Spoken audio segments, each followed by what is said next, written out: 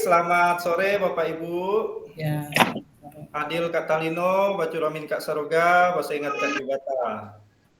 Harus.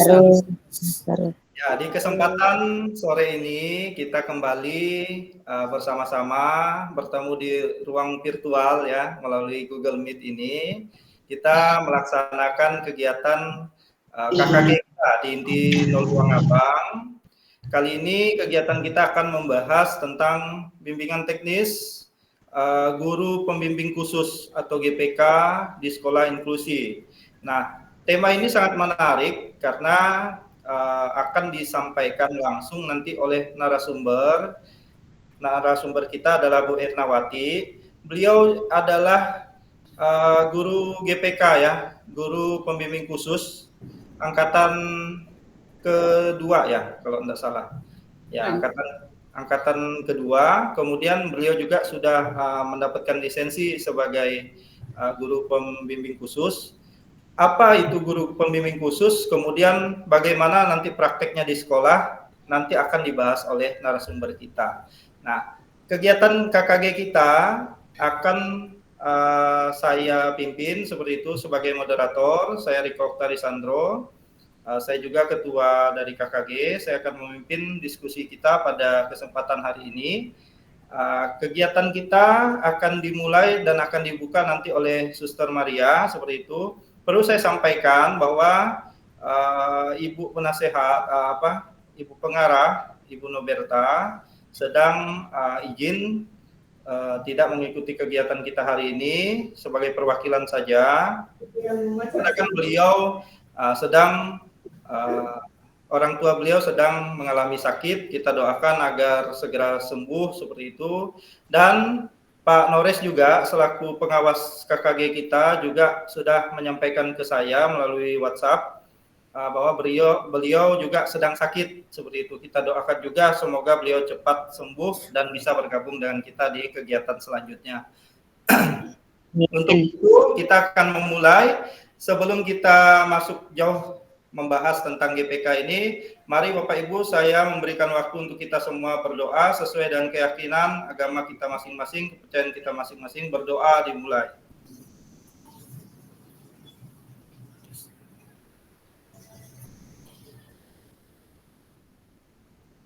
Berdoa selesai. Baiklah, saya akan memberikan kesempatan kepada Suster Maria selaku Kepala Sekolah SD Swasta Maniamas Ngabang untuk membuka KKG kita pada sore hari ini. Ya. Untuk Suster saya silakan. Selamat sore Pak Riko, terima kasih sebagai ketua di pengurus KKG sekolah kita. Saya mewakili teman-teman yang tidak hadir, terutama K3S Sekolah Inti, mengucapkan banyak terima kasih karena Pak Riko tetap aktif walaupun kadang-kadang kami sebagai kepala sekolah itu tidak hadir. Guru-guru pintar yang Suster kasih terus semangat karena kegiatan ini setahu saya mungkin di Kabupaten Landak ini mungkin baru. Kalau di tempat lain di Pontianak itu sudah lama ya tentang sekolah inklusif ini.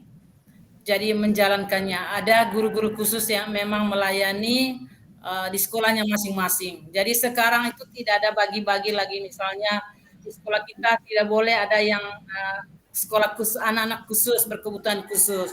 Jadi dia punya hak yang sama. Jadi materi sore ini sangat bagus. Jadi saya berharap semua bisa ikut dengan baik. Juga dari Maniamas saya lihat lumayan banyak.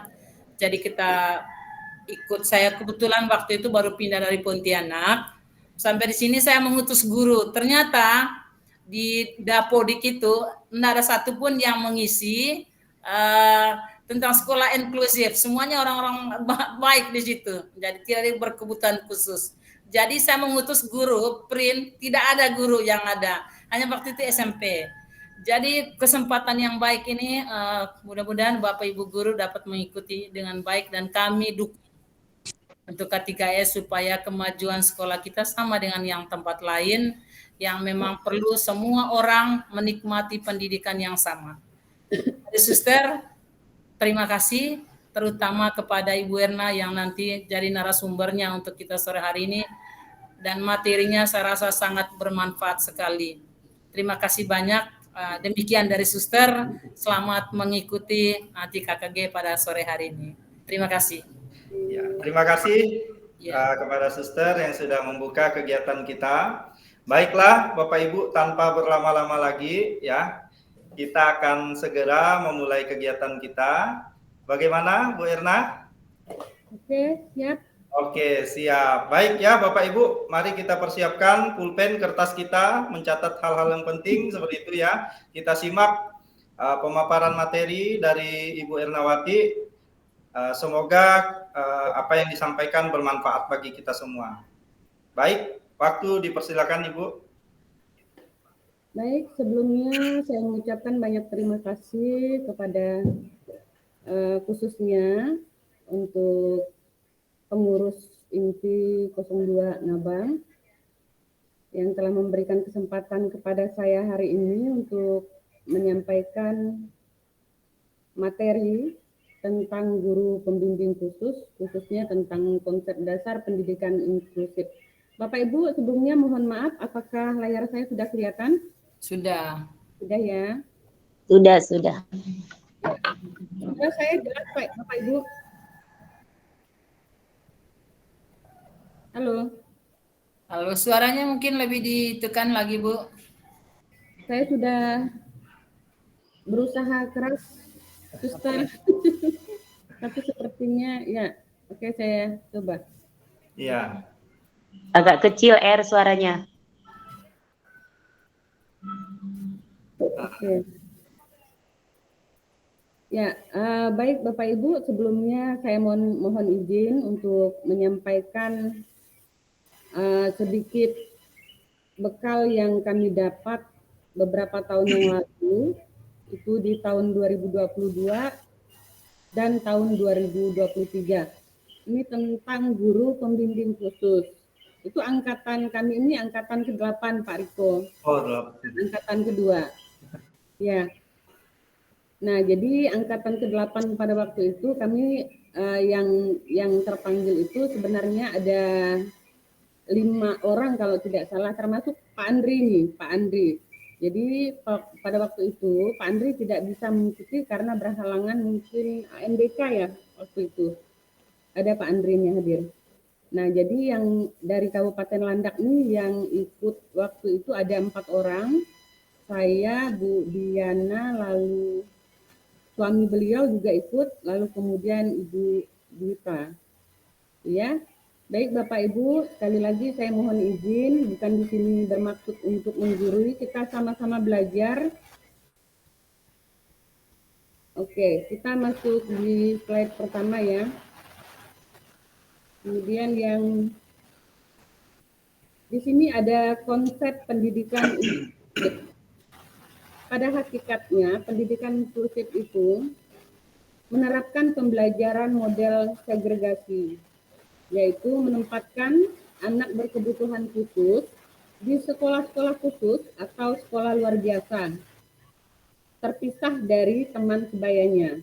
Nah, dalam konvensi PBB tentang hak anak pada tahun 1989 itu telah ditandatangani oleh semua negara, kecuali ada 2 negara, yaitu Amerika Serikat dan Somalia. Nah, di sini suatu instrumen yang secara sah mengikat hak untuk memperoleh pendidikan di dalam sistem pendidikan umum. Bahkan pasal 28 ini menyatakan bahwa pendidikan dasar wajib dan bebas biaya bagi semua. Kita lanjut. Perkembangan sejarah pendidikan inklusif di Indonesia mulai mengembangkan inklusif itu pada tahun 2000, ya Bapak Ibu. Lalu kemudian di sini ada 3 pada tahun tersebut. Ada sekolah luar biasa, sekolah dasar luar biasa, lalu kemudian ada pendidikan terpadu. Nah, melalui pendidikan inklusif, anak-anak berkebutuhan khusus dididik bersama-sama anak lainnya, itu reguler umumnya, untuk mengoptimalkan potensi yang dimilikinya. Nah, oleh karena itu, anak berkebutuhan khusus perlu diberi kesempatan dan peluang yang sama dengan anak reguler untuk mendapatkan pelayanan pendidikan di sekolah, seperti yang dikatakan Suster tadi ya. Sudah ada garis besarnya. Kita lanjut. Pengertian inklusif di sini banyak Bapak Ibu ya, tapi saya ambil beberapa poin. Di sini ada 6 poin. Definisi inklusif yang dirumuskan dalam seminar AGRA pada tahun 1998 itu yang disetujui oleh 55 peserta dari 23 negara. Yang pertama itu lebih luas daripada pendidikan formal, mencakup pendidikan di rumah, masyarakat, sistem non formal dan informal. Lalu yang kedua, mengakui bahwa semua anak dapat belajar. Lalu yang ketiga, memungkinkan struktur sistem metodologi pendidikan memenuhi kebutuhan semua anak. Yang keempat, mengakui dan menghargai berbagai perbedaan pada diri anak. Itu terutama pada usia, gender, etnik suku, bahasa, lalu kemudian ada status HIV atau AIDS dan lain-lain. Lalu yang kelima, merupakan proses yang dinamis yang senantiasa berkembang sesuai dengan budaya dan konteksnya. 6. Merupakan bagian dari strategi yang lebih luas untuk mempromosikan masyarakat yang inklusif. Nah, jadi secara keseluruhannya ini pengertian inklusif. Pendidikan inklusif adalah sistem layanan pendidikan yang mensyaratkan anak berkebutuhan khusus belajar di sekolah-sekolah terdekat di kelas, ini kelas biasa, bersama dengan teman-teman seusianya. Jadi dalam artian di sini, untuk anak berkebutuhan khusus itu tidak ada batas ya. Jadi anak-anak yang berkebutuhan khusus itu mereka boleh belajar bersama dengan anak-anak reguler pada umumnya. Nah, kemudian kita masuk di landasan pendidikan inklusif. Kementerian Pendidikan dan Kebudayaan tahun 2011 itu menjelaskan ada 3 landasan penyelenggaraan pendidikan inklusif. Yang pertama, landasan filosofi.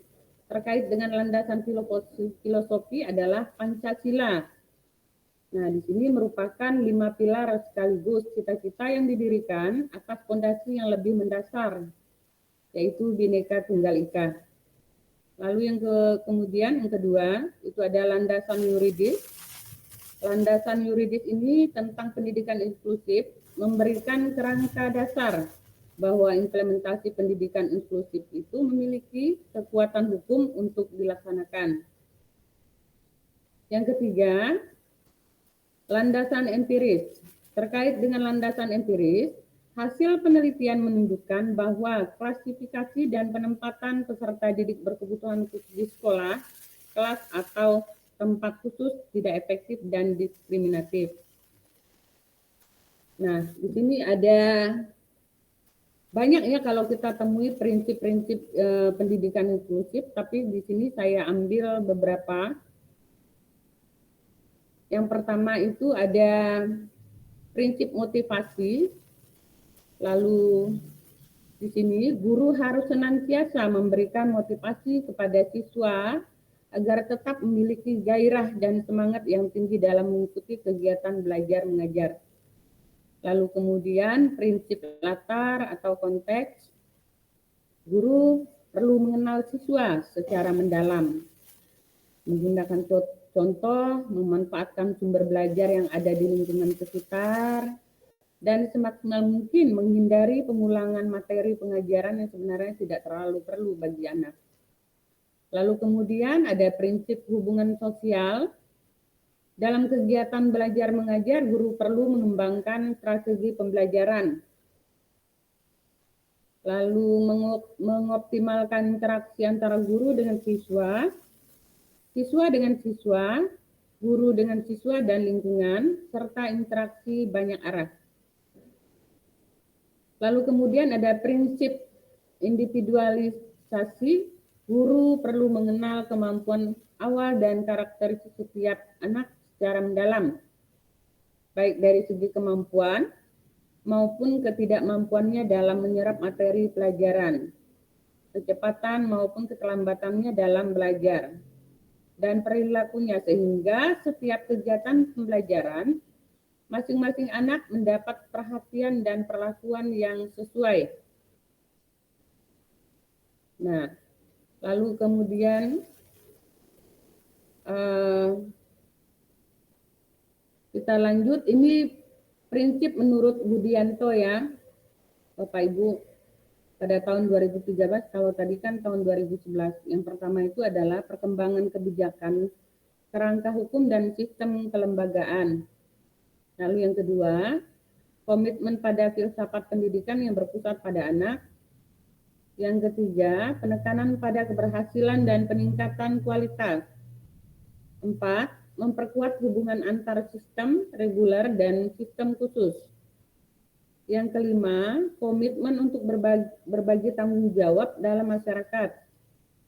6, pengakuan oleh para profesional tentang keragaman yang lebih besar. Lalu yang ketujuh, komitmen terhadap pendekatan yang holistik, prinsip holistik, dan pendekatan perkembangan pada pendidikan berhubungan dengan konsep community share responsibility. Kita lanjut Bapak Ibu. Nah, lalu kemudian di sini ada yang namanya sekolah ramah anak, pengelolaan lingkungan fisik, lalu pengelolaan lingkungan non-fisik. Mewujudkan sekolah ramah anak memerlukan perkembangan dalam beberapa hal berikut. Yang pertama itu aksesibilitas di lingkungan sekolah, lalu kemudian sarana prasarana dan penataan ruangan. Nah, lalu untuk pengelolaan lingkungan non-fisik, yang pertama, konsep dasar sekolah ramah anak dalam konteks pendidikan inklusif. Lalu kemudian kedua, situasi dan suasana pembelajaran. 3, manajemen atau pengelolaan kelas. Itu ada classroom atau manajemen. Kita lanjut. Mekanisme layanan PDBK di sekolah inklusif. Nah, di sini Permendiknas nomor 70 tahun 2009 tentang pendidikan inklusif bagi peserta didik yang memiliki kelainan dan memiliki potensi kecerdasan di sini Bapak Ibu ya.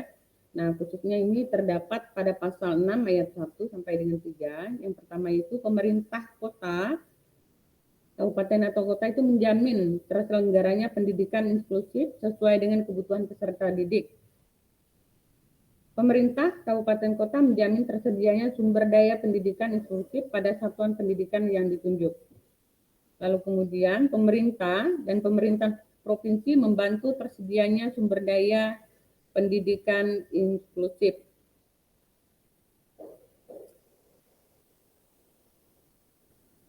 Kita lanjut, penerimaan PDBK. Ini Bapak Ibu perlu diperhatikan di sini ya. Yang pertama di sini, sekolah yang akan menerima anak berkebutuhan khusus mengajukan proposal penyelenggaraan pendidikan inklusif. Itu berupa surat pemberitahuan tentang kesiapan menyelenggarakan pendidikan inklusif kepada Dinas Pendidikan kabupaten atau kota.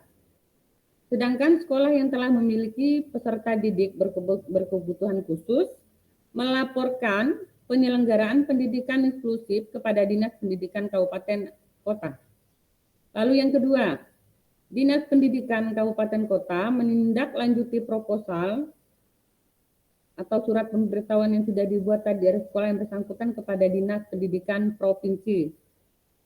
3, Dinas Pendidikan Kabupaten Kota dan Dinas Pendidikan Provinsi melakukan visitasi ke sekolah yang bersangkutan.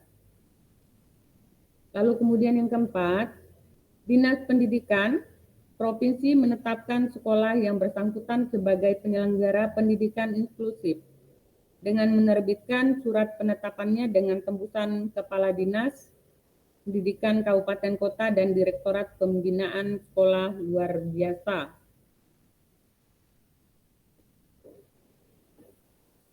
Identifikasi, asesmen, dan intervensi. Jadi di sini identifikasi adalah suatu proses yang dilakukan secara sistematis untuk menemukanali sesuatu benda atau seseorang dengan menggunakan instrumen terstandar.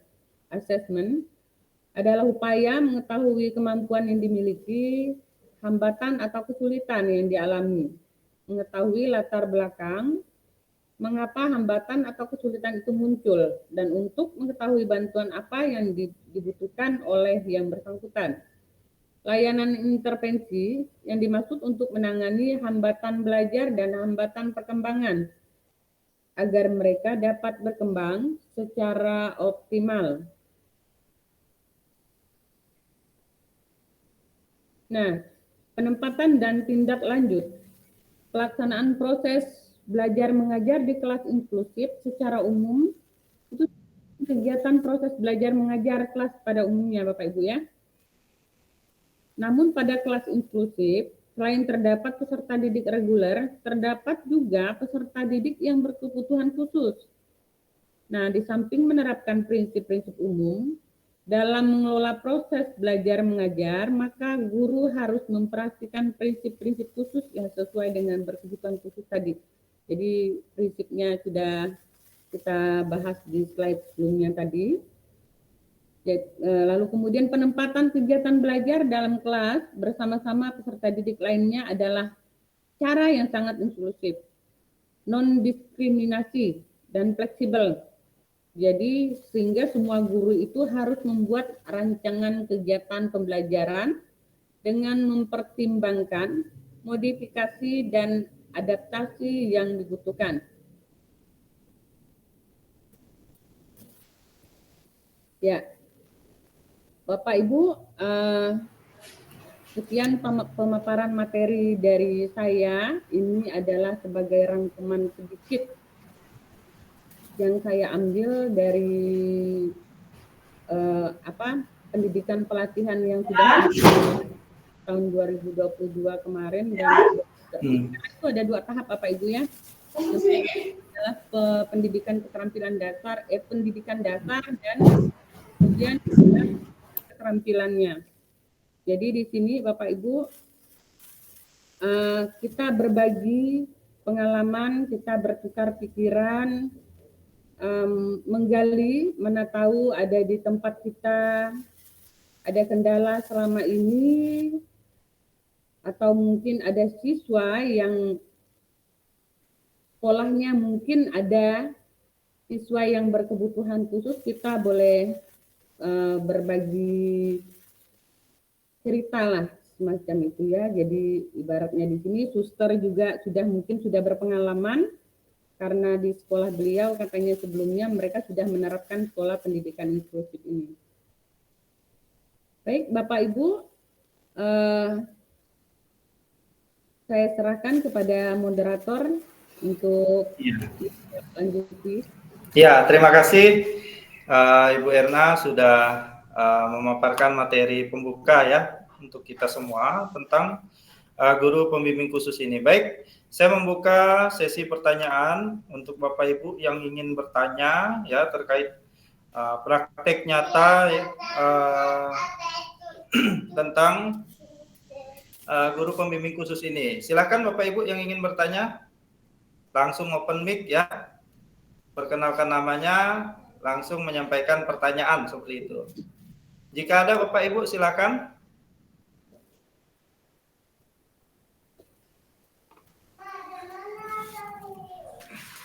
Ada Bapak Ibu? Boleh Bapak Ibu, mana tahu ada yang punya keluhan selama ini. Iya. Iya, boleh. Tidak harus berupa pertanyaan, tapi saran. Ya, sharing juga boleh ya. Sharing juga boleh. Mungkin ada di antara Bapak Ibu yang ingin sharing juga pengalamannya dalam membimbing anak-anak yang berkebutuhan khusus seperti itu ya, anak-anak istimewa ya. Kalau nyebutnya itu istimewa. Ya, istimewa. Boleh? Ya, boleh Bapak Ibu. Silahkan.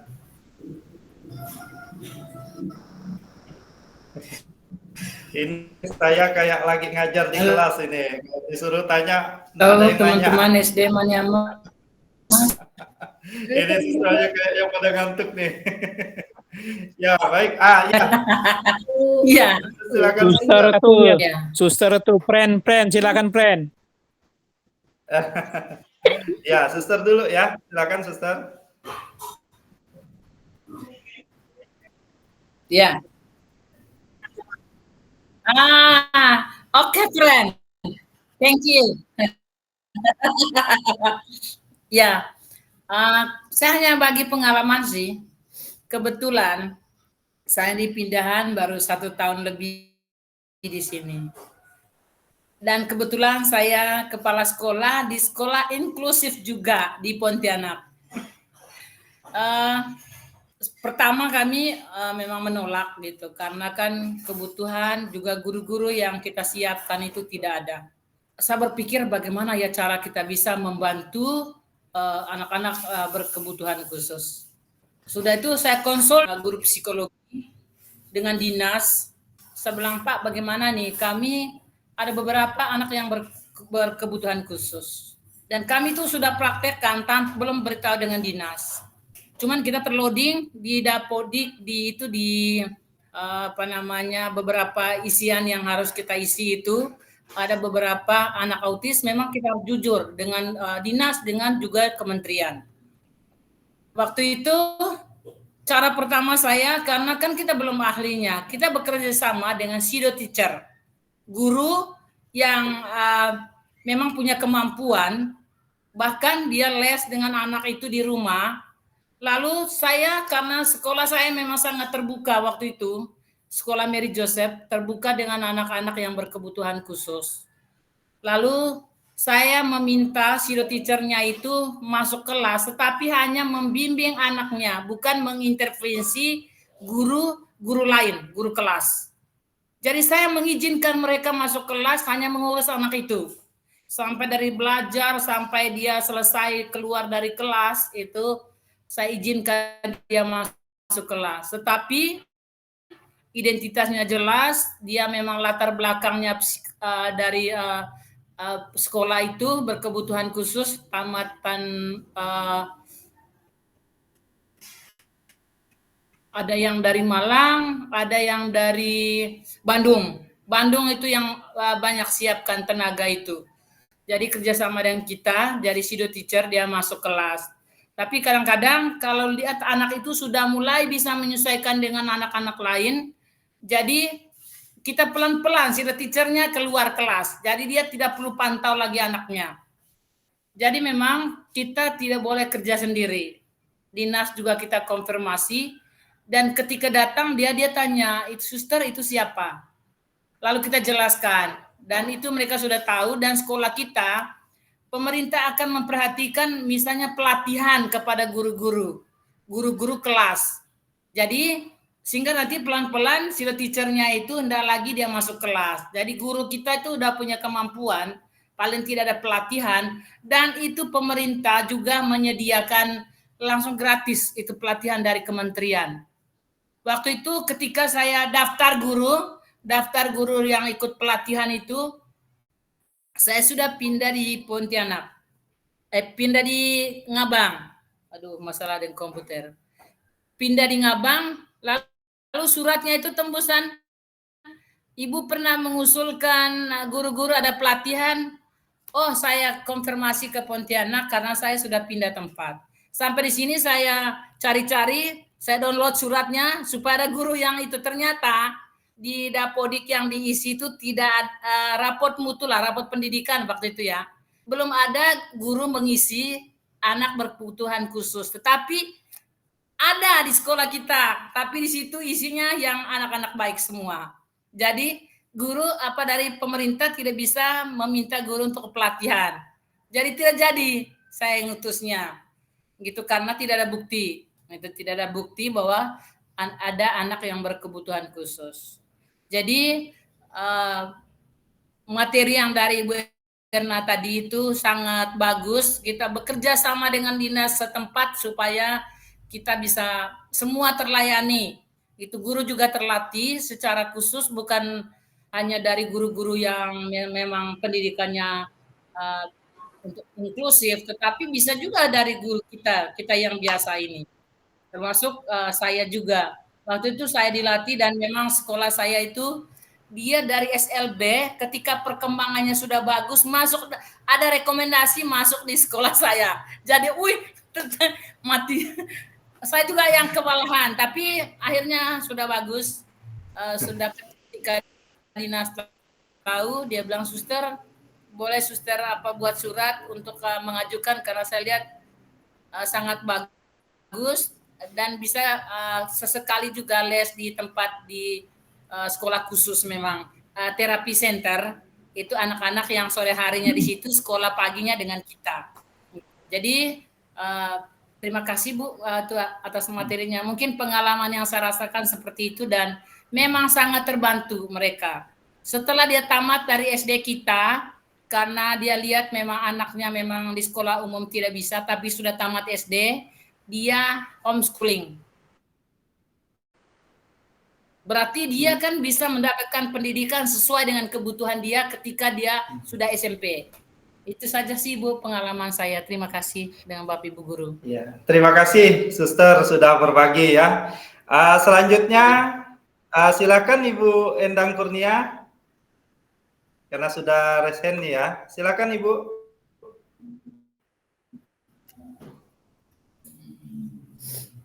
Halo, Ibu Endang Kurnia, silakan Ibu.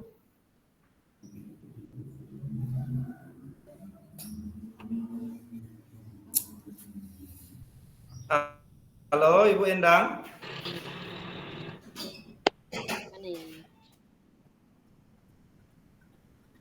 Tadi saya apa ya? Ya, silakan Ibu.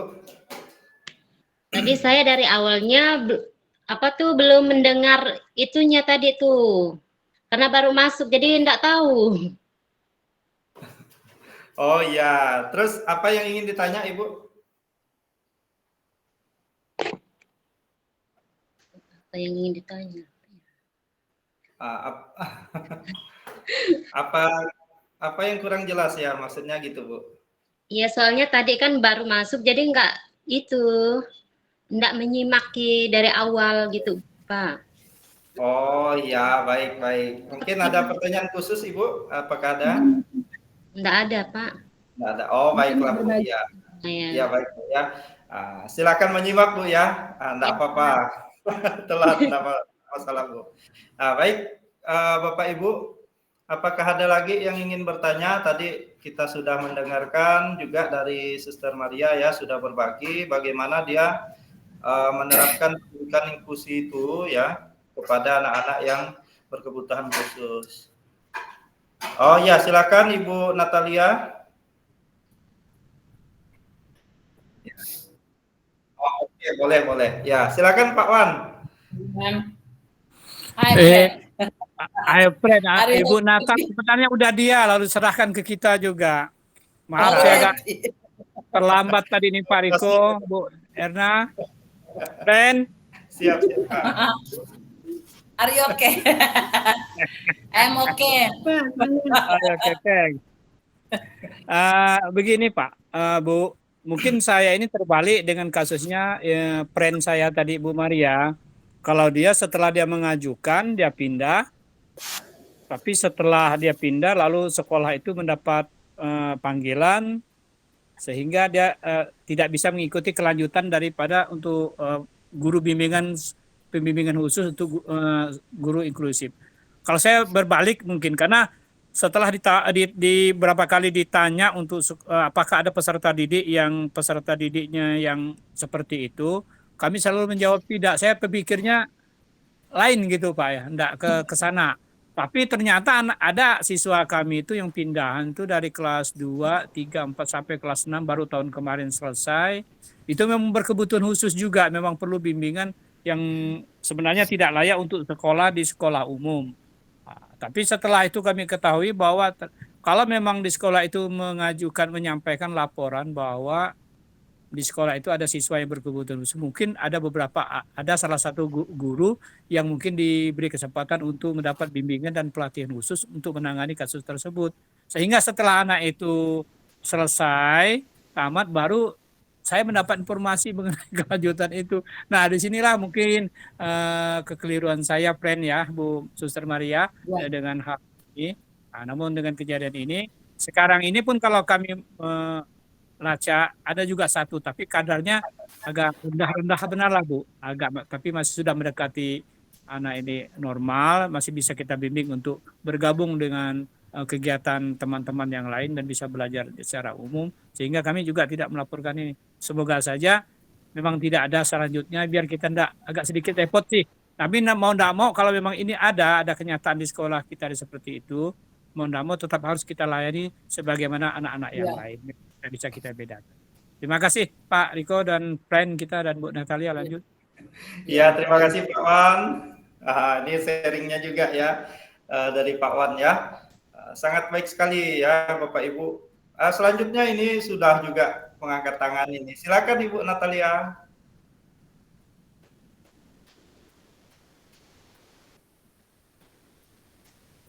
Waduh.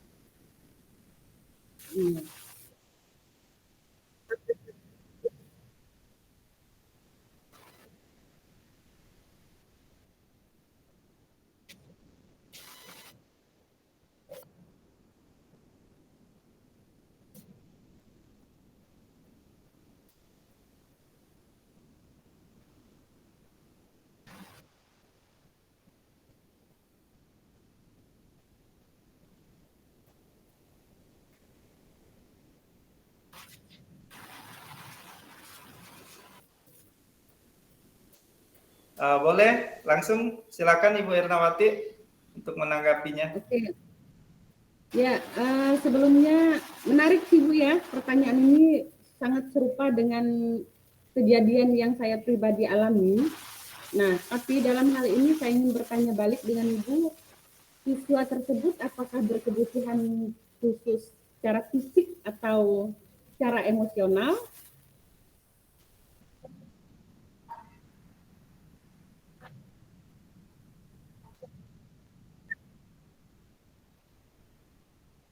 Yang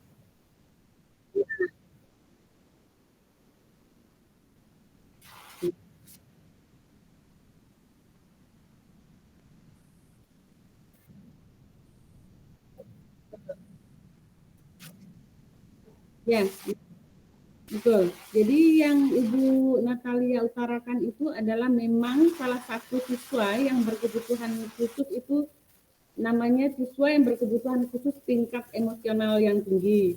Nah, dalam arti dalam pembelajaran itu dia tidak bisa mengikuti secara teratur, secara normal lah seperti siswa lainnya. Nah, itu saya pernah terapkan pada satu siswa saya tahun lalu, karena kan saya mengikuti GPK ini kan tahun 2022. Nah, itu langsung saya terapkan pada satu siswa saya, sekarang sudah kelas 1 SMP, Puji Tuhan. Selama saya membimbing siswa tersebut tidak hanya melakukan pendekatan secara individu, tetapi melakukan pendekatan secara keluarga. Saya mendatangi orang tua siswa tersebut, Ibu, dan menanyakan apa sih keluh kesahnya selama ini, faktor apa saja. Jadi kita sebagai guru tidak hanya mengetahui faktor yang di dalam, maksudnya di sekolah apa kekurangan siswa ini, tapi saya langsung mendatangi orang tua siswa tersebut. Nah, ternyata ya adalah ya dapat berbuah manis lagi. Jadi siswa ini memang betul kata Ibu tadi, memang kita harus mendidiknya harus pelan-pelan, memang harus lembut, tidak bisa dengan cara yang kasar. Nah, tapi ada kelebihannya dari siswa yang seperti ini, Bu. Untuk ibaratnya dia dalam pembelajaran dia memang nggak terlambat. Tapi untuk melakukan sesuatu kegiatan, misalnya kerja bakti ini, dia lebih unggul dari teman yang lain. Nah, jadi cara yang saya lakukan pada waktu itu pendekatan secara individu, lalu kemudian pendekatan secara keluarga, mendatangi orang tua siswa tersebut. Apakah trik ini udah Ibu lakukan?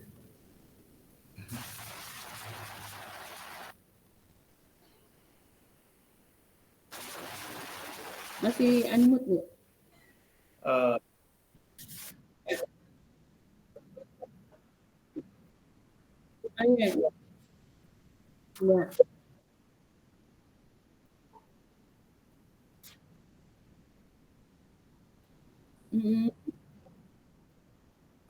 Ya.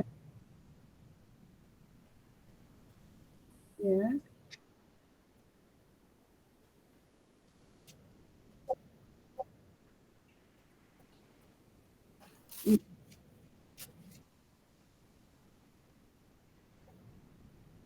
Ya.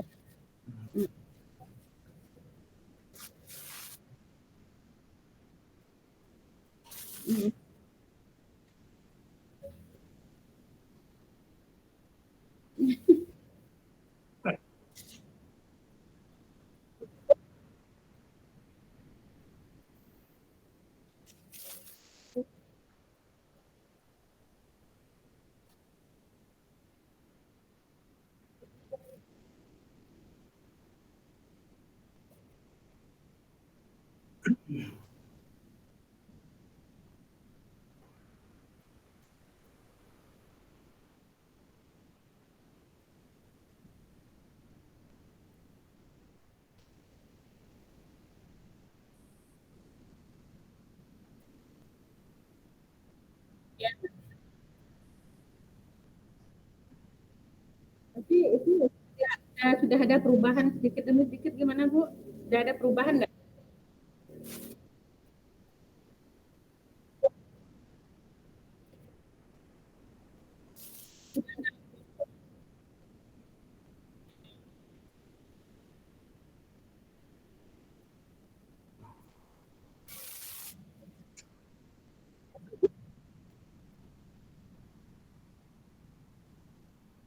Ya.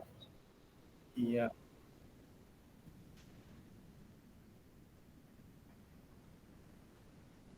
Ya.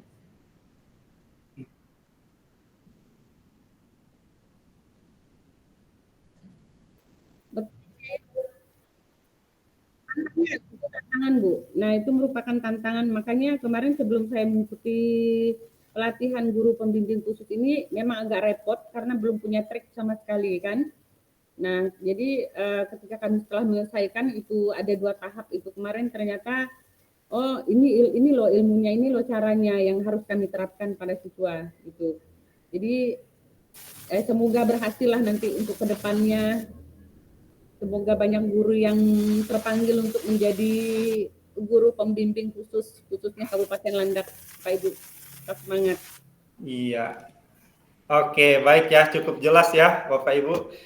Mungkin ada lagi ini yang ingin bertanya. Ya memang kalau yang namanya menghadapi murid di dalam kelas memang beragam sekali ya Bapak Ibu. Pasti saya rasa kita semuanya menghadapi itu. Jadi ada anak yang memang cerdas, cepat belajarnya, terus tidak kita juga berpikirannya seperti ini Bapak Ibu ya, sedikit pemahaman juga ya.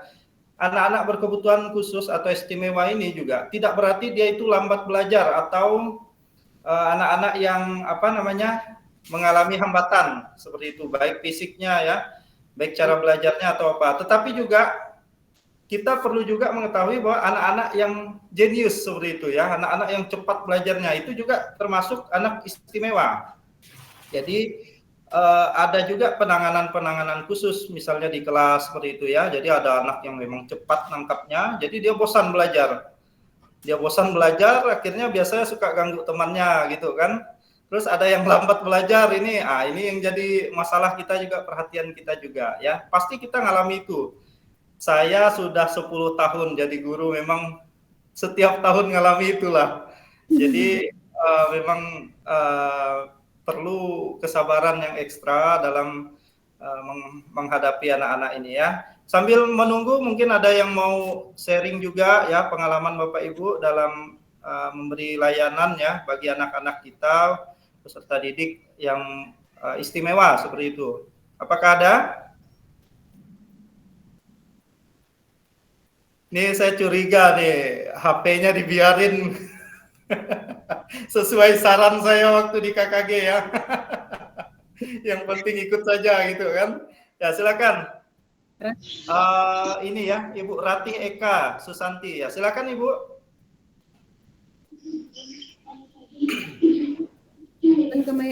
Kamera. Rati, Bu Rati. Silakan Ibu Rati. Ya. Ya. Halo, bisa dengarkan suara saya ya? Sangat bisa, ya Bu. Ya. Jadi begini.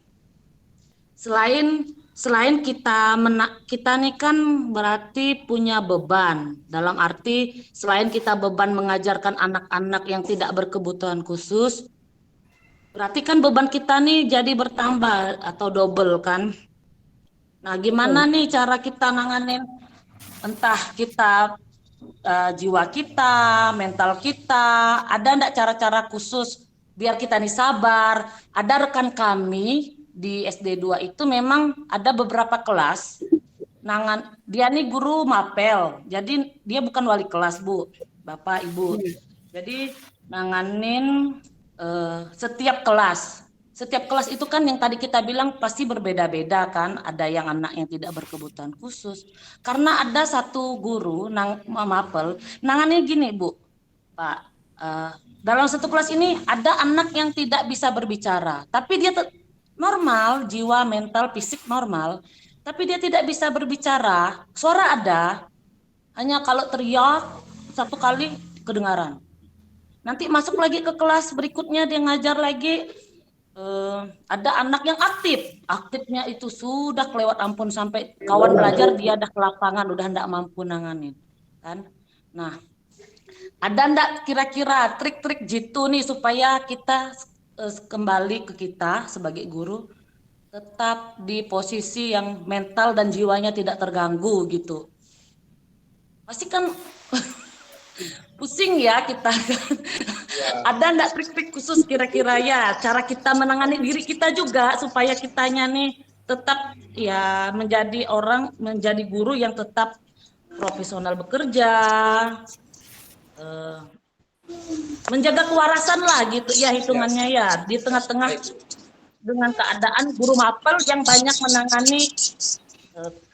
menangani anak-anak yang beda kelas, beda juga.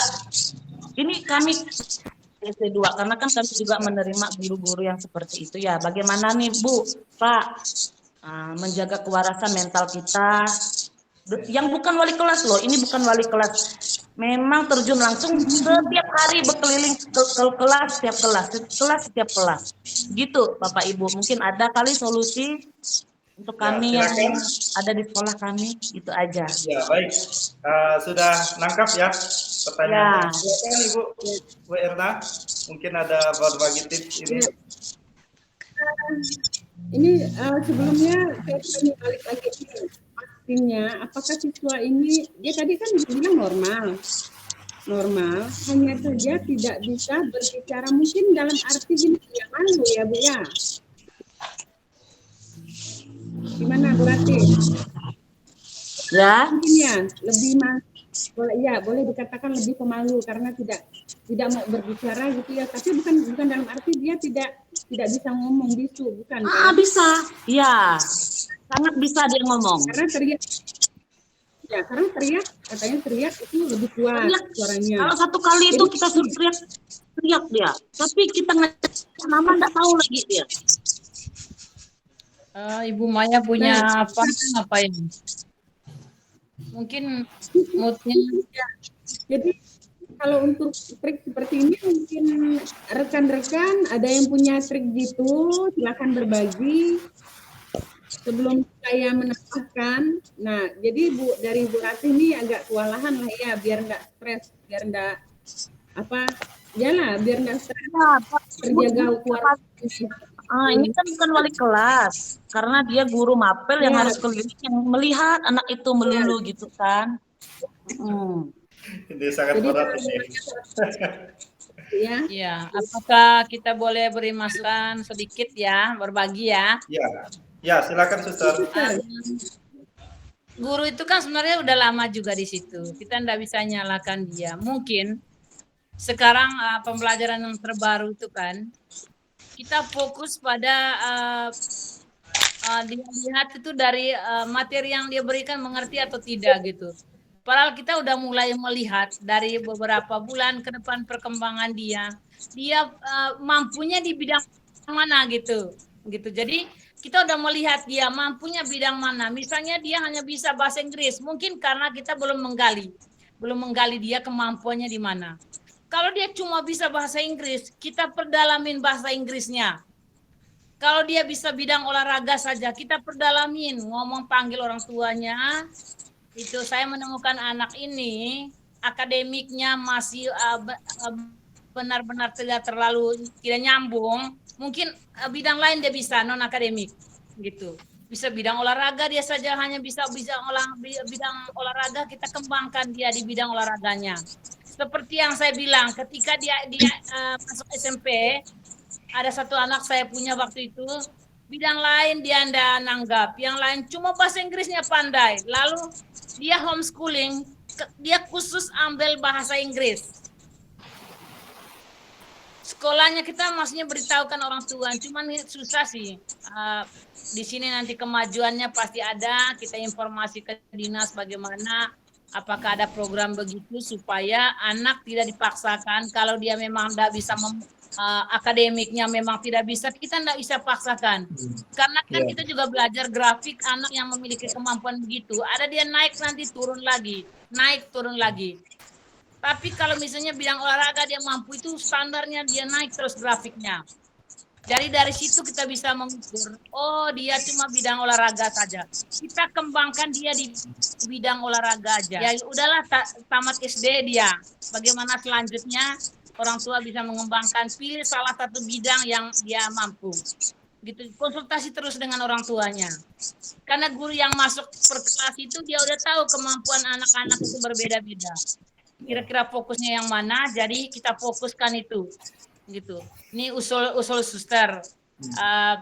Mungkin lihat dari kondisi itu, kita ambil komunikasikan dengan orang tua, Bapak Ibu, kami tidak bisa memaksa anak ini di bidang akademik. Dia punya kemampuan ini, jadi fokuskan di sini. Les sore latihan apa dia untuk bisa mengembangkan bakatnya. Kalau bakatnya itu aja ada, yang non akademiknya ada, itu yang kita kembangkan. Daripada paksa yang lain kan dia tidak mampu. Gitu. Itu saja sih. Ya, makasih Suster ya. Mungkin sedikit juga Bapak Ibu ya. Kalau sekolah inklusi itu yang sepengetahuan saya baca, biasanya dalam melakukan penilaian kepada murid-murid istimewa tadi ya, itu kita buat KKM-nya itu berbeda dengan anak-anak secara umum seperti itu. Kalau tidak salah saya baca itu RPP-nya akomodatif seperti itu ya. Jadi misalnya anak ini mengalami hambatan tertentu, itu kita dalam merancang RPP-nya itu berbeda dengan anak-anak secara keseluruhan. Misalnya tadi anak yang jenius ya, itu kita kasihkan dia itu pengayaan dari materi yang cukup rumit penyelesaiannya seperti itu. Jadi ketika dia berusaha fokus mengerjakan tantangan soal tadi, kita kesempatan untuk mengajar anak yang mengalami slow learner tadi ya, keterlambatan belajar tadi. Nah, untuk anak-anak secara umum kan kalau di dalam satu kelas itu kita nggak bisa sama ratakan seperti itu ya. Memang tugas guru agak-agak ribet kalau awal-awal kita menerapkan. Mohon maaf, ini Ibu Maya. Halo Ibu Maya. Halo Pak. Mohon maaf Ibu, bisa di-off-kan dulu ininya mikrofonnya Bu ya. Ya. Oke, terima kasih Ibu. Cukup berisik soalnya Ibu. Mohon maaf ya Ibu. Jadi ada namanya RPP akomodatif, kemudian juga ketika awal belajar itu yang saya baca juga ya, kita perlu mendiagnosis kelas kita, kebutuhan belajar anak-anak. Biasanya itu nanti mungkin kalau dari Bu Erna nanti mungkin ada share juga itu untuk diagnostik seperti itu untuk mengecek kebutuhan belajar anak ketika dia naik kelas. Biasanya sih seperti itu. Kalau kami di swasta dulu sekolahnya gitu. Kami memang menerima anak-anak yang berkebutuhan khusus, baik yang jenius mengalami hambatan belajar, misalnya ADHD, terus autis ya. Terus seperti itu ya. Jadi memang cara menilai hasil kerja mereka tadi yang disampaikan Suster Maria ya beda memang. Ketika anak itu memang fokusnya suatu kelebihan tertentu, memang itu yang difokuskan dan kerjasama dengan orang tua juga. Kalau kami di sekolah yang swasta itu memang biasanya ada asistennya itu datang di kelas juga. Jadi memang kalau di dalam aturan pemerintah, setahu saya yang saya baca itu memang sekolah negeri wajib menerima anak-anak istimewa ini, anak-anak berkebutuhan khusus. Tetapi jangan pusing Bapak Ibu untuk menilainya ya. Menilainya mereka ini berbeda. Kalau misalnya kelas 6 misalnya ide pokok misalnya ya, materinya ide pokok. Kalau yang anak-anak secara keseluruhan mereka sudah bisa menentukan ide pokok. Kalau anak-anak yang berkebutuhan khusus ini beda nanti nih penanganannya nih. Mereka hanya dapat informasi penting saja, itu sudah jadi penilaian gitu. Mereka bisa ngomong sedikit saja, itu sudah jadi penilaian. Nah, apalagi anak-anak yang memang cerdas tadi ya, yang pintar juga tadi, itu kita kasih pengayaan tuh. Dan mereka juga bisa tutor sebaya, seperti itu ya. Nah, ini udah ada beberapa yang ingin tanya. Ini udah mulai semangat nih ya. Kelas kita mulai bangkit nih. Tadi yang duluan siapa ya? Dari Ibu Kusma Yuda. Ini Bapak atau Ibu ya? Kusma Yuda atau Ibu Maya nih ya? Pak Riko. Silakan salah satu. Halo Pak Riko. Pak Riko. Ya, silakan Bapak Ibu. Ya. Open saja mic-nya ya. Kalau ingin sharing atau bertanya ya kepada narasumber kita. Ya, menanggapi pertanyaan Bu Ratih tadi, Oh iya, silakan. Ya, jadi ada satu trik yang mungkin menurut saya itu sangat jitu. Nanti silakan diterapkan. Kalau menurut saya mendapatkan siswa yang seperti itu, karena pernah juga saya dapat satu siswa yang seperti itu, saat belajar tidak ada bersuara, saat disuruh, pokoknya belajar dalam pelajaran tidak ada suara. Tapi kalau berteriak, ribut, luar biasa. Nah itu, cara yang saya lakukan itu adalah saya rangkul secara khusus. Dalam artian itu memberi tempo, misalnya 1 bulan. Kita rangkul secara khusus siswa tersebut, dalam arti begini Bu Ratih, kita memanjakan si anak ini, memanjakan dalam arti setiap hari kita ajak ngobrol. Apa sih? Gitu loh. Jadi trik yang itu saya lakukan pada siswa tersebut dan puji Tuhan, sekarang kelas 6 dia sudah bisa bersuara Bapak Ibu. Waktu kelas 4 kemarin disuruh baca juga tidak ada seperti seperti siswa yang boleh dikatakan bisu gitu kan, tapi dia normal gitu. Jadi sekarang siswa tersebut kelas 6 luar biasa. Jadi sudah bisa berani berbicara, bahkan ngomongnya banyak. Jadi menurut saya itu cara yang gitu saya perlakukan khusus lebih dahulu siswa tersebut. Ya, jadi itu tambahan sedikit dari saya. Silakan lanjut. Bapak Ibu yang Iya, ingin bertanya baik. atau memberikan saran dan pendapat. Ya, terima kasih Bu Erna ya. Tadi ada triknya juga itu. Akhirnya kelas 6 dia makin aktif gitu ya. Ya. Ya, mungkin ada lagi tadi yang sudah angkat tangan ini, Ibu Maya. Siapa lagi dia? Pusma Yuda. Silakan Ibu. Ya, Halo Bu silakan, Erna, Ibu. sore. Sore, selamat berpuasa Ibu. Ya, terima kasih. Yang ingin saya tanyakan, siswa yang berkebutuhan khusus ini kan banyak tertinggal, lebih ke akademik kelas 4, 5, 6 ya Bu. Yang ingin saya tanyakan, apakah boleh kita sebagai guru untuk membantunya belajar itu kan misalnya di kelas nggak sampai selesai nilai tugasnya itu, jadi kita beri tugas atau lanjutkan di rumah, jadi bisa didampingi oleh orang tuanya. Itu saja yang saya tanyakan, Bu. Apakah boleh diberi tugas, diberikan tugas gitu Bu, misalnya udah pulang sekolah nih udah selesai juga kan, ya kadang juga waktu istirahat, apakah boleh kita berikan tugas itu? Saya langsung jawab Bu ya. Pak Riko, Iya. izin. Ya, silakan Ibu. Bapak Ibu, Ya, silakan. untuk siswa yang dikatakan siswa yang berkebutuhan khusus, ini suara saya terdengar Ibu Maya? Ya, terdengar Ibu. Iya, terdengar Bu. Jadi untuk siswa yang berkebutuhan khusus dalam proses pembelajaran mereka ini tidak boleh dibatasi Bu. Dalam artian, ya, mereka tidak boleh dibatasi waktu. Ya. Siswa yang berkebutuhan khusus ini bisa mereka jenuh hanya dalam pembelajaran satu hari. Bisa mereka jenuh pulang. Jadi itu menurut dapat mereka tidak belajar. Memberikan itu akan memberikan beban kepada ya. Kurang jelas Bu ya. Suaranya semakin hilang. Ada dua ini enggak? Ibu pakai dua ini enggak? Apa ya Pak? Ini Dua speaker. alat Gmail enggak? Enggak Pak, Kok kayak satu. ada feedback gitu ya? Satu aja. Oh. Jadi suara saya jelas, Bu?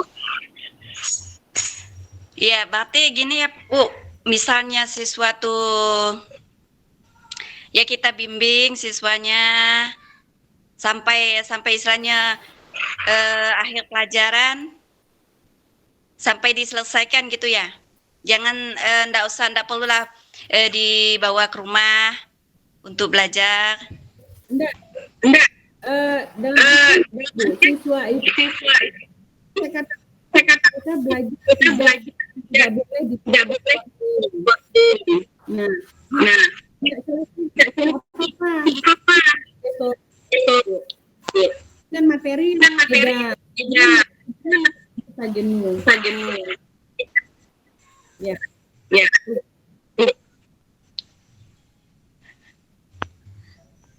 Tidak terlalu jelas ya Pak Riko ya. Gimana Bu Maya? Ya. Iya Bu. Izin coba Bu Maya untuk matikan mic-nya dulu. Sudah? Bu Maya sudah jelas yang saya jelaskan?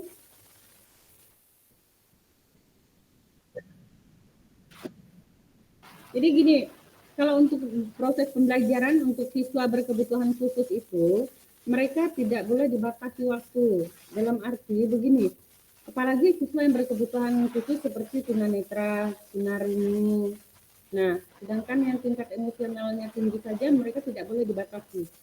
Dalam artian begini, dalam pelajaran misalnya jam pertama, jam kedua, jam ketiga sampailah jam ke terakhir, siswa yang berkebutuhan khusus ini mereka boleh mengikuti pembelajaran sampai mereka jamnya yang mau gitu loh, seleranya. Kecuali siswa yang berkebutuhan khusus tingkat emosional tinggi ini beda dengan siswa yang berkebutuhan khusus secara fisik itu. Lalu kemudian untuk penugasan mereka itu jangan dibebani lagi, Bu.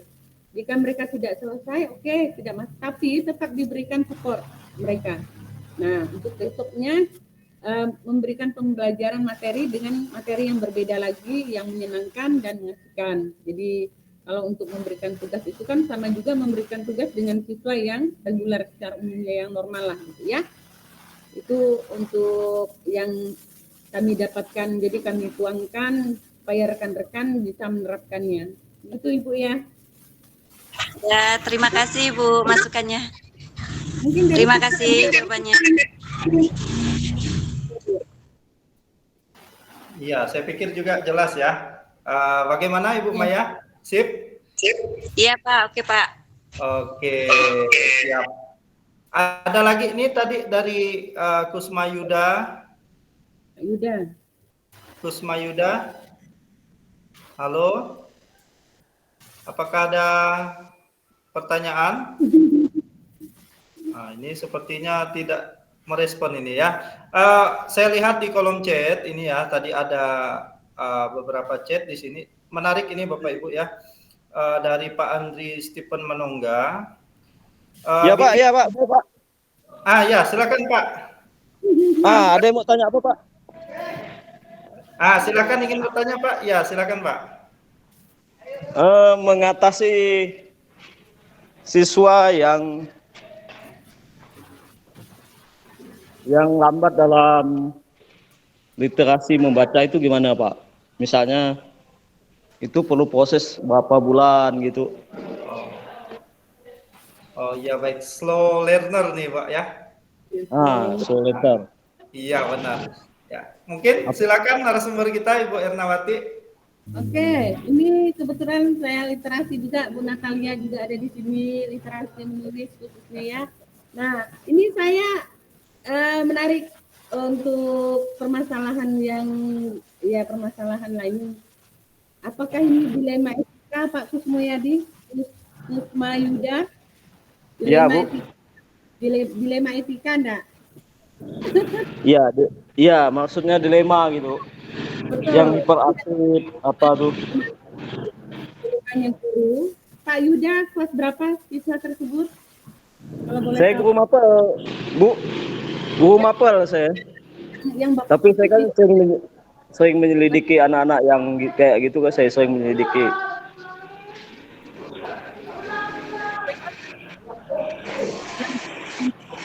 Iya. Siswanya kelas berapa Pak ya? Misalnya kelas 1. Oh kelas 1. Ya silakan Ibu Erna. Ya, kalau untuk siswa kelas itu kan masih bertahap, masih awal lah ibaratnya kan, kecuali kalau udah kelas tinggi. Nah itu kalau untuk saya pribadi yang saya lakukan itu tadi modelnya memang harus ya pendekatan memang. Jadi kita mengajar kelas tersebut secara individu. Dalam kita mengajarkan siswa untuk belajar membaca Pak.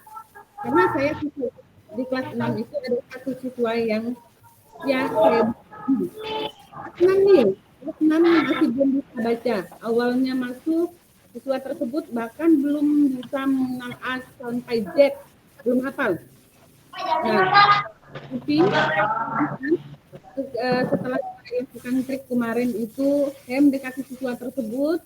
Di sela pemberian tugas saya dekati siswa, lalu kemudian saya semacam karantina di kantor gitu. Jadi di kantor itu saya titipkan siswa tersebut dengan catatan jika ada guru yang tidak mengajar di kelas silakan bimbing. Kita bentuk sama-sama, ini anak kita loh, anak bersama, bukan anak saya pribadi, bukan anak guru wali kelas 1, tidak. Nah, jadi hal tersebut berjalan Pak, dibimbing oleh kami rekan-rekan guru yang free waktu mengajar. Itu jadi siswa itu sekarang sudah bisa menyambung kata. Ya, yang awalnya tidak bisa, tidak hafal itu Mas, bayangkan loh. Dari A sampai Z Ah,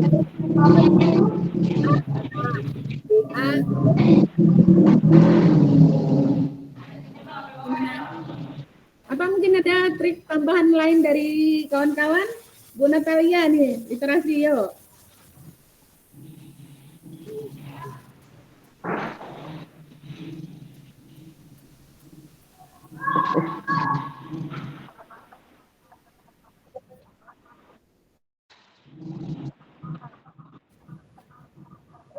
Oh, ini enggak muncul nih. Mana dia? Gimana Pak Yuda? Berarti ada diadakan les tuh, Bu? Kalau les itu udah di luar, ibaratnya di les. Apakah itu Di les? luar sekolah gitu. Ya, itu boleh juga.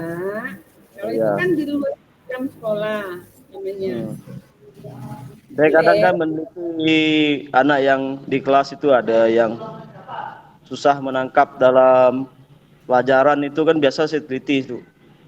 Oh, berarti anak ini perlu proses berapa bulan gitu, 5-6 bulan baru bisa itu. Harus kita targetkan Pak waktu. Kenapa? Oh ya. Wah itu, oh ini aku harus bisa minggu depan aku harus tampil, aku harus berani maju. Jadi dia Iya, harus Bu.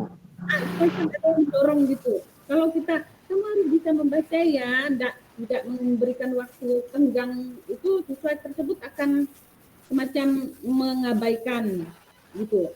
Kalau saya Iya. pribadi seperti itu, ya. Iya. Lanjut.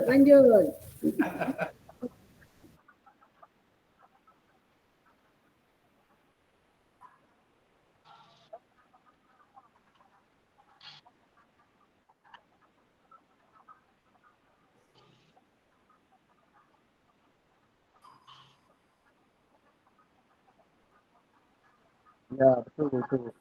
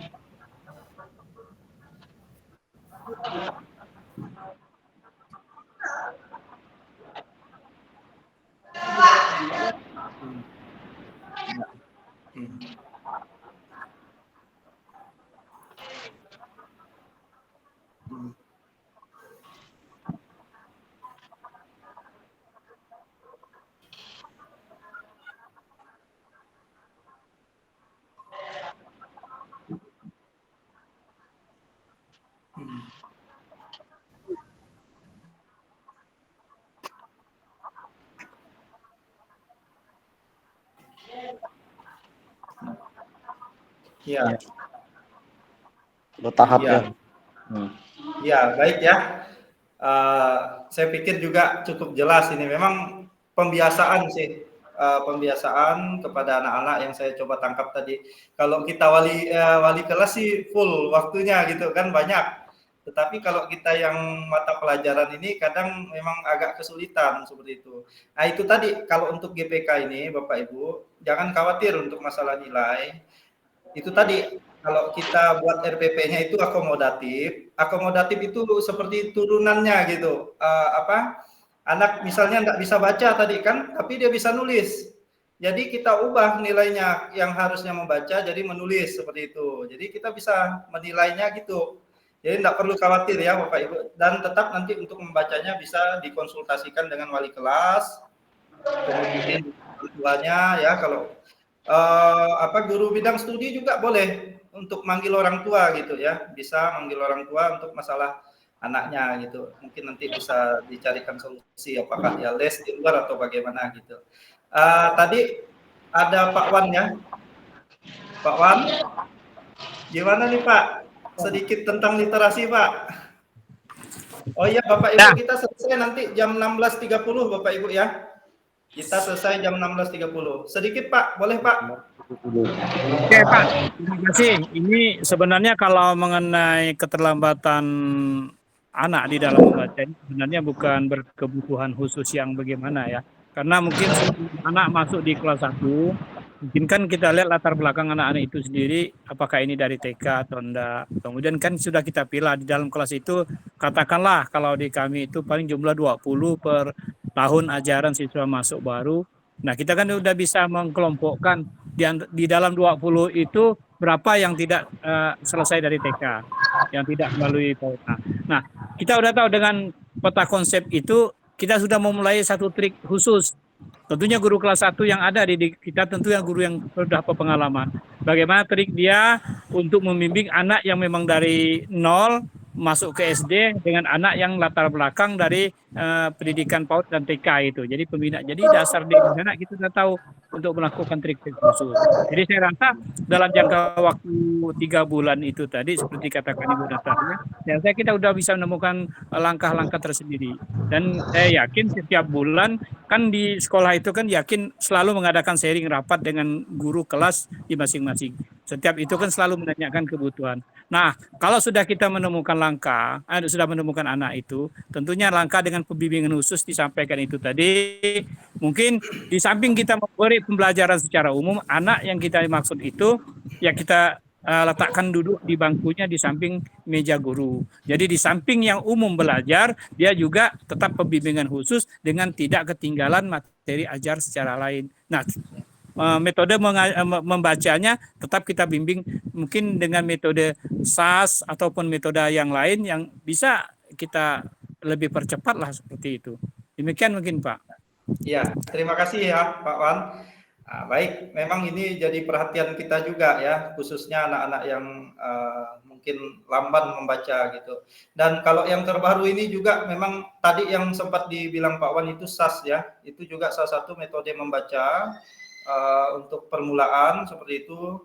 Kalau yang sekarang itu ada Montessori ya namanya, Bapak Ibu juga bisa terapkan itu karena memang kita mengikuti perubahan zaman gitu. Kadang anak yang nggak bisa baca itu lancar main HP-nya. Saya pernah tuh dapatkan gitu. Jadi benar Pak, benar Pak. Benar. Ya, tapi kalau disuruh tugas, ini artinya ada mungkin di pemahaman anak itu belajar itu beda dengan keseharian. Nah, bagaimana kita guru membuat pembelajaran di dalam kelas kita itu memang keseharian anak itu juga gitu. Boleh juga kita bawa HP juga. Saya pernah coba juga suruh anak-anak itu bawa HP. Kalau kelas 6 kan udah mudah ngaturnya ya. Mereka ngerjakan misalnya kita itu pakai saya itu buat tugas itu pakai worksheet ya. Pakai worksheet itu juga bisa dilakukan ya. Pakai quizzes juga, itu anak-anak seru jadinya belajar pakai itu. Mereka yang nggak bisa baca pun bisa kerja juga. Itu kadang bingung juga saya tuh. Jadi memang teknologi itu punya peran juga ya. Jadi mungkin itu ini waktu kita tinggal 8 menit lagi ya. Sedikit Pak Riko. Ya Pak. Ya, tadi kalau memang anak ini hobinya di HP ataupun di alat elektronik yang lain, tapi dia tidak hobi di media chat, media tulis, ya, media tulis langsung gitu. Nah, media itu bisa langsung kita bisa gunakan, Pak. Mungkin dengan memperkenalkan huruf sana, huruf sini, dengan keypad yang ada itu udah bisa langsung mengajak dia langsung untuk memperkenalkan huruf, kemudian baru suku kata, baru bisa ke kata, baru bisa sampai ke kalimatnya, bisa langsung spontan itu, Pak. Iya Pak, biasa kita bisa juga download Bapak Ibu di Canva ABC itu. Benar. Nah, jadi tinggal bawa HP tuh, jadi anak tuh lebih menarik. Misalnya sapi, SAPI kan, ada gambar sapinya gitu, dan dia paham juga. Oh gini tulisannya, jadi ingat ya. Nah, jadi dengan waktu dia bisa langsung nanti bisa juga dia paham. Nah, mungkin itu sih. Baik Bapak Ibu, mengingat waktu kita kan kita selesai ini 16.30, mungkin saya akhiri untuk sesi pertanyaan ini ya. Saya pikir juga untuk kedalaman pemahaman tentang guru pembimbing khusus ini Ini ada sedikit yang perlu saya bacakan di kolom chat ini, ada saran juga dari Pak Andri Stephen Manungga ya. Bikin komunitasnya GPK agar legalitas keberadaan guru-guru GPK juga diakui Pemda setempat, terutama dinas pun tahu ya. Jadi kita bisa buat juga nih komunitas GPK di inti kita ya, seperti itu. Nanti kolaborasinya dengan SLB yang di PAL 4 atau PAL 5 itu ya. Ya, Kalau paling sekarang kan kita mungkin belum ada koordinasi gitu. Tadi sudah dibilang juga sama narasumber kita ya, rencana ada koordinasi ke situ. Mungkin nanti untuk tindak lanjutnya, saya pikir juga perlu kita buat komunitas kecil lagi nih dari inti kita, karena yang ikut GPK kalau saya tidak salah lumayan banyak ini guru-guru di inti 2. Nanti coba kita omongkan, kita koordinasikan. Jadi nanti program kerjanya gimana nanti kita coba buat juga ya, termasuk Pak Andri ini kan GPK juga ya, Ibu Ernawati, kalau di SD 2 itu Pak Suwandi, siapa lagi ya, di Pesayangan ada enggak Pak ya, Pak Wan? Enggak ada, Pak. Enggak ada. Oh, enggak ada ya. Ya. Di Maniamas ada suster. dari Landak itu kemarin Oh iya, gimana Pak Andri? Siap mengikuti Ya. Pak. Nah, silakan Pak. Atur aja Pak, Nah. seperti usulan tadi. Ya, kita buat ya lah ya. Kita buat nanti nih. Tenang, masalah buat komunitas itu gampang tuh. Cuman geraknya ini sebagai ketuanya nih Pak. ya Pak Andri ya, itulah nanti kita kumpul ya. Jadi mungkin saya perlu menginformasikan Bapak Ibu, masih ada 5 menit ini. Jadi KKG kita itu ke depan nanti seperti yang saya sampaikan juga kemarin ya di webinar kemarin, kita mau buat KKG kita itu per divisi Bapak Ibu ya. Kemarin yang saya sudah coba usulkan itu ada 4. Pertama, guru menulis, itu masalah literasi guru di KKG kita. Kemudian yang kedua itu PJOK, itu guru-guru PJOK itu kita buat juga komunitasnya di bawah KKG kita. Kemudian ada PGRI, PGRI ini juga sebagai narahubung informasi PGRI ke KKG kita juga di kegiatan-kegiatan mereka ya. Ada salah satu menjadi divisi kita juga.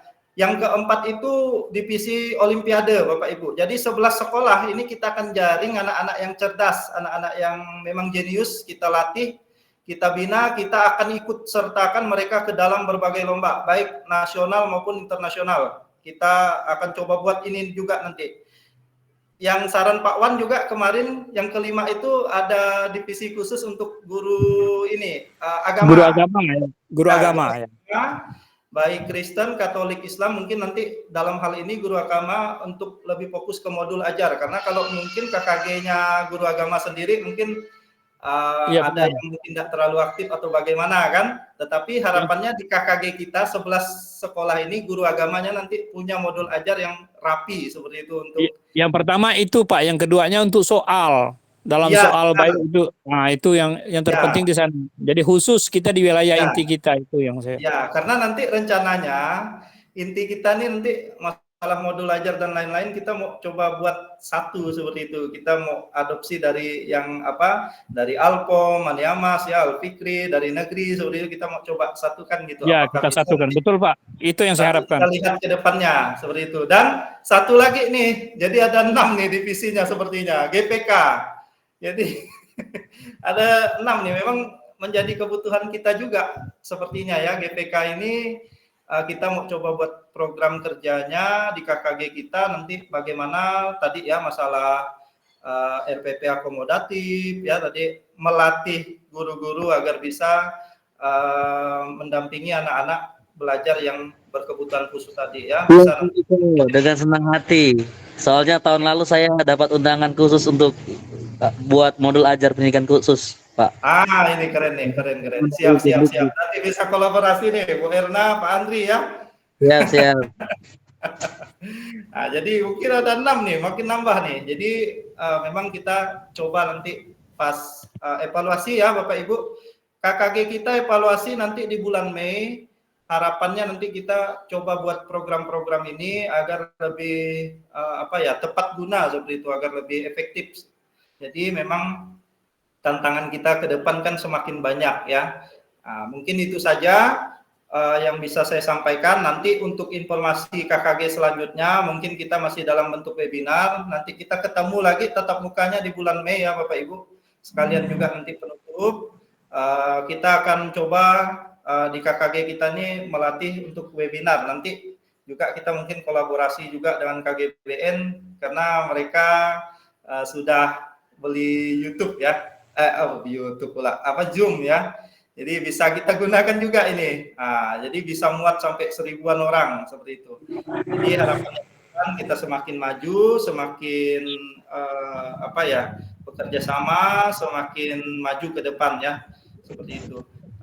Untuk yang terakhir, KKG mau pakai akun Zoom KGBN Landak, silakan Pak. Oh siap Pak Andri, siap. Ya. Siap. Nanti kita bicarakan itu Pak. Terima kasih Pak. Sama-sama Pak. Jadi untuk ya Pak. Ya baik ya. Jadi untuk terakhir saya memberikan kesempatan untuk narasumber kita Ibu Ernawati untuk closing statement ya Ibu, untuk kesimpulan, dan nanti setelah itu saya akhiri kemudian kita selesai seperti itu ya Bapak Ibu. Silakan Ibu Erna. Oke.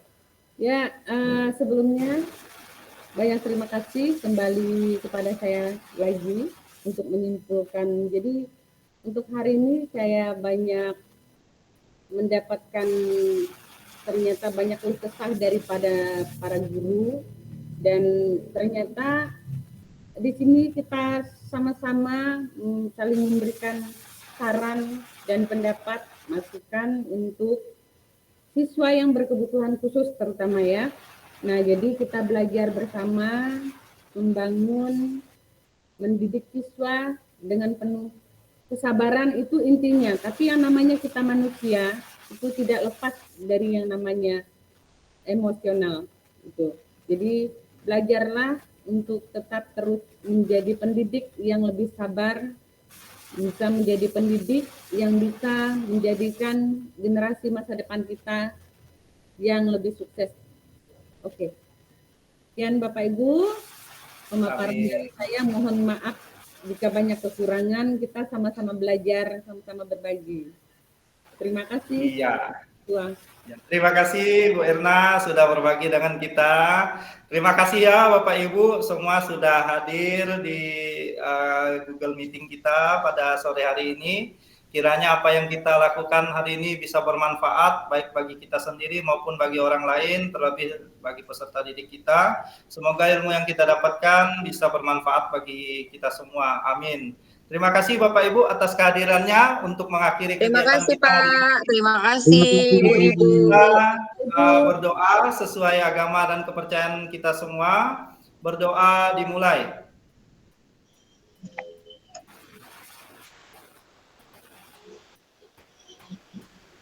Berdoa selesai. Ya baik, demikianlah webinar kita pada sore hari ini. Bapak Ibu terima kasih banyak sekali lagi.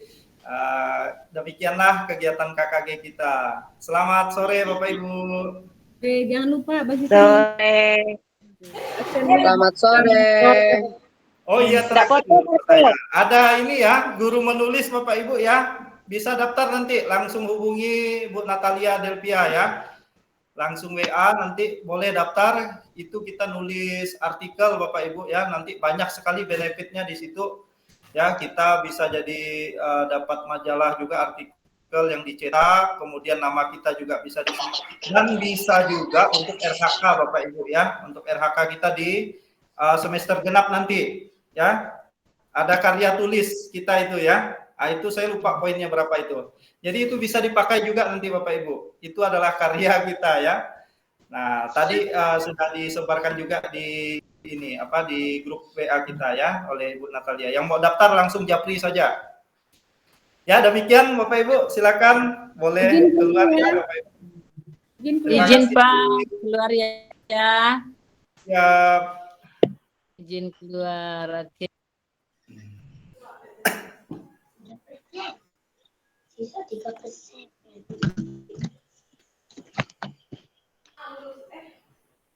Lurus lagi. Lurus lagi.